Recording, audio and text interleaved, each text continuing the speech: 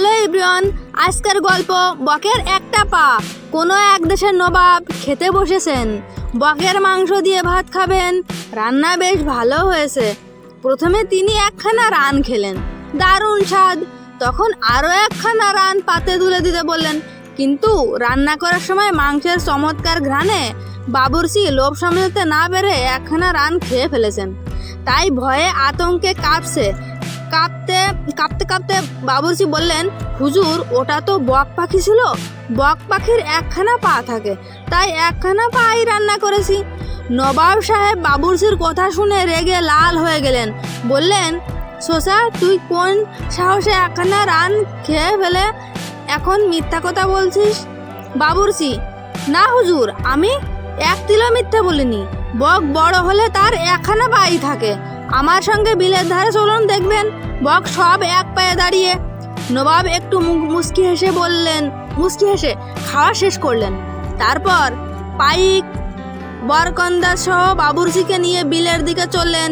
বিলের ধারে যেতেই বাবুর্চি চিৎকার দিয়ে বলল, হুজুর, ওই দেখুন, ডান দিকে ঝোপের ছায়ায় একটা এক পেয়ে বক। নবাব হাসলেন, তবে কোনো শব্দ করলেন না। তারপর জোরে 2-3 বার হাততালি দিলেন।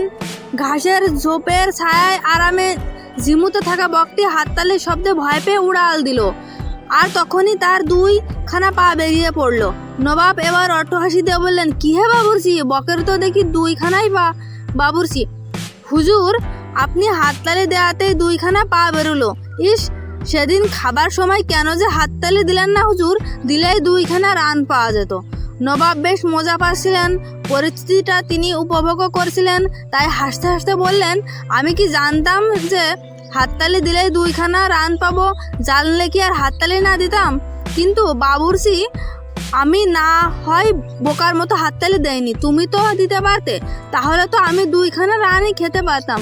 বাবুর্চি বলল, হুজুর, আমার কি অতটুকু বুদ্ধিও নেই? হাততালি দিলেই পাতের বকটা উড়ে যেত না? তবু তো হুজুরকে একখানা রান খাওয়াতে পেরেছি। উড়ে গেলে তো তাও খাওয়াতে পারতাম না। আমার জন্য সে যে বড় কষ্টের ব্যাপার হতো। আর আপনাকে মাংস ছাড়া খানা আমি কোন মুখে খাওয়াতাম? তো এভরিওয়ান, গল্পটা যদি একটু ভালো লেগে থাকে তাহলে স্টোরি 2.0 চ্যানেলটিকে সাবস্ক্রাইব করে বেল আইকন অল অপশনে সেট করে রাখবেন। তাহলে একমাত্র আপনাদের কাছে নোটিফিকেশন পৌঁছে যাবে।